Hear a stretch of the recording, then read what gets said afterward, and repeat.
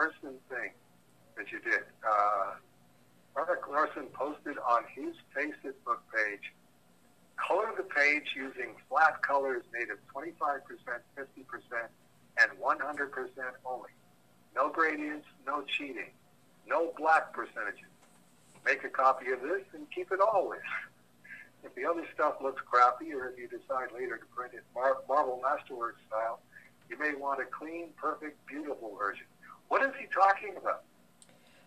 It was a page from a backup story from an issue of Savage Dragon, and it's flat colors. It's it looks like older comics from back in the day. All right. He's using the percentages, the magenta, cyan, and yellow that you did back in the 1960s. Yeah. Okay, as opposed to the full computer color in the front of the book. Right, and it was one of these. What it is I have this spare Facebook account that I don't ever really use, but when I find something that I got to ask you about, I share it to that Facebook account. So then when it's time to send up the questions, I go, okay, what does Jorge have to tell me? And I go, and this was one of them. And I'm like, why would I have just thought that Dave needed to know this? And I'm like, maybe it's a send this to Birdsong, Hobbs, and Sean for when they're doing covers, because I think it tied into something you would talk to Hobbs about for. He did a color mock-up, and you're like, no, you're doing computer colors. You got to be thinking old school colors. But I'm like, yeah, it's on the list. It's on the quote-unquote list for Dave, so let's send it up and see what happens. Well, I got to tell you, even just looking at it at the microscopic size, whoever drew it is doing Gene Colan, and he's doing a really, really good Gene Colan. I mean, I always wanted to draw Captain America versus Iron Man in Gene Colan style. And, well, you can check this one off your bucket list because you did it. He's even got Gene Colan sound effects. Colan would rough them in for the letterer because nobody could do lettering that went with Gene Colan figures like Gene Colan could. And I was really impressed looking at it. Okay, now I understand why it was that you thought you should send it to me. And whoever it is, let's definitely give them credit in the homepage for Please Hold for Dave Sim for May 2021. You will not believe the Gene Colan clone you are about to see. I'm very, very impressed. Okay, moving on from there, we've got Jennifer DiGiacomo. I don't know if I'm pronouncing that right. Jennifer DiGiacomo posted in the official Cerberus Facebook group. Is there a missing Cerberus Jam issue with the Salvador Dali Cerberus Jam? Because I would totally buy that. And then you've got a link to an eBay auction for Salvador Dali Cerebus Divine Comedy Custom Frames print. And it's like, anybody wants to Photoshop Cerebus into a Salvador Dali print, I would totally sign that. I think that's a very cool idea. As a matter of fact, the more that I looked at it, the more I thought,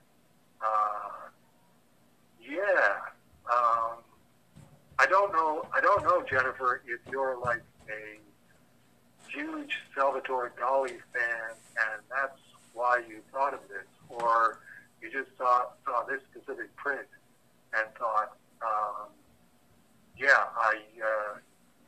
I would picture this as a Cerberus in hell. But it's definitely a completely original idea. It's nobody has thought of this before, and I'm going to suggest you don't have to do anything about it. I don't know how busy you are with your job and stuff like that. But why don't you do a Cerebus, Salvador Dali, Cerebus in Hell crossover? And if you don't have photoshopping chops, just print out the pictures and print out some Cerebuses from Cerebus in Hell, and do them panel size. And if you think of a joke, put the joke there. Otherwise, just say, okay, here's how I picture it as a panel, and send them to me as blanks. 4 panel pages, or we've got full pages, or we've got 2 panel pages. We're pretty flexible about that. We always like to come back to home base with the 4 panels and the Cerberus in Hell logo. But anything that's interesting like that, let me throw that open to anybody. This is how we do Cerberus in Hell. Somebody comes up with something that's a very funny image and sends it to me, and it's either just a very funny image, that's great, or it's a very funny image, and it's, I want to do an issue of that. I'm not really sure what the whole issue is going to be like, but I can think of 3 or 4 gags already. And yes, this is JDG's to either follow through on or say, no, it was just a funny idea on the Facebook page. Well, this would definitely be a good way to get your own personalized copy of the Salvador Dali Cerebus print. Well, I think she shared it because it's the Denny problem of thinking of Cerberus and writing Cerebus. Right. Because in the description, it very much is a 3-headed Dali dog. As it's Dali. I mean, it could be an aardvark. Sure.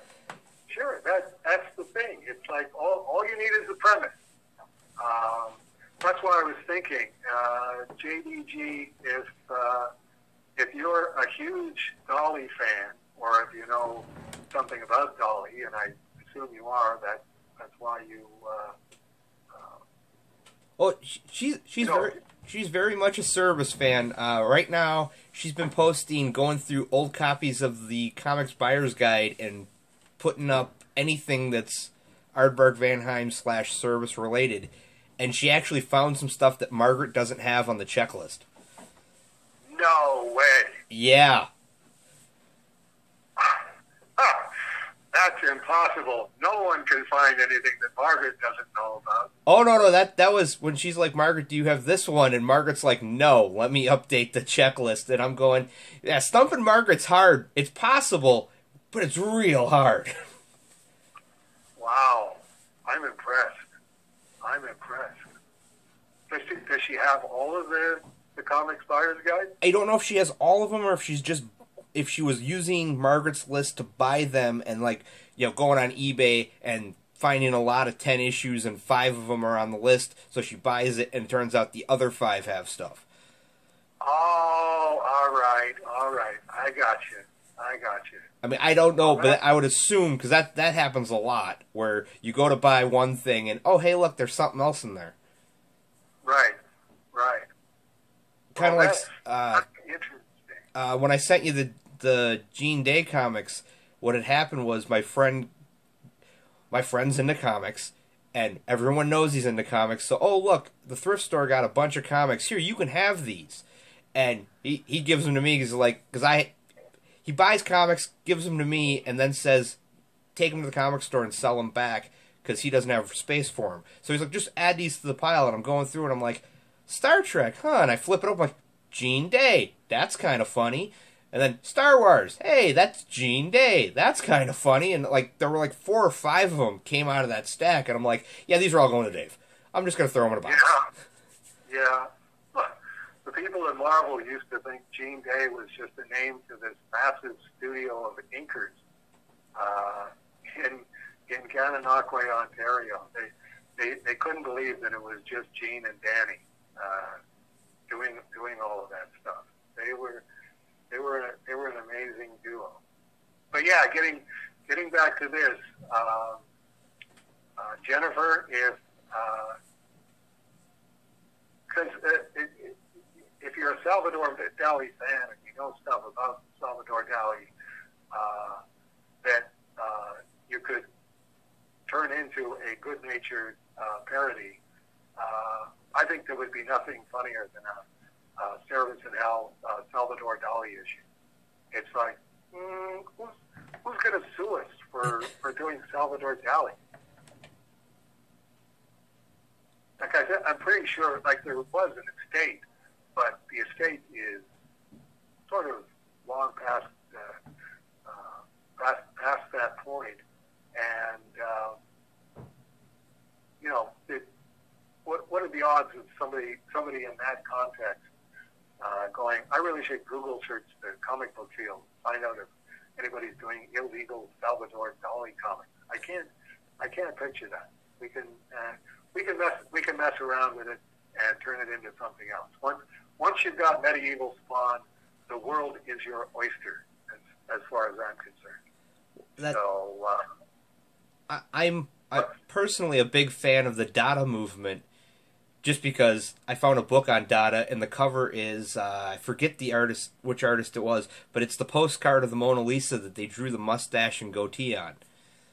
Right. And it's now an original artwork, and I'm thinking it's a postcard with some pencil on it, but okay, I'll play along. Sure.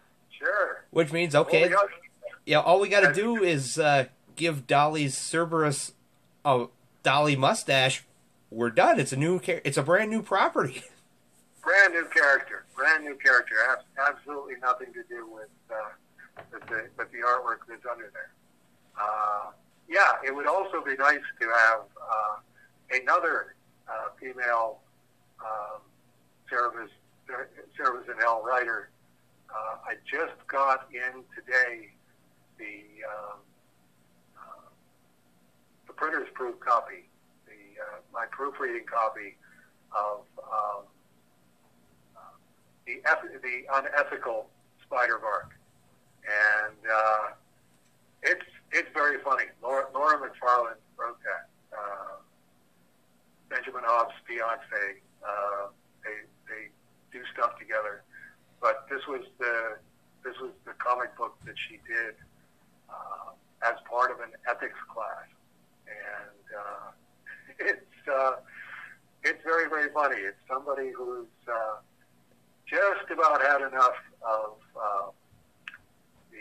the fully woke college environment that was just getting rolling a few years back, and definitely saw Cerberus in Hell written all over this. And there's a good 3 or 4 or 5 complete laugh out loud strips in there. That's the July issue coming up ahead. You can order that one from your Diamond Previews right now, as far as I know. Yes. And yes, it's in the on deck circle, and yes, very, very gratifying that to have a really, really funny Cerebus in Hell issue, not only written by a female, but I didn't have to do anything on it. Just correct some spelling errors and tweak some of the gags, and Bob's your uncle. So, Jennifer, if you want to join the Cerebus in Hell team,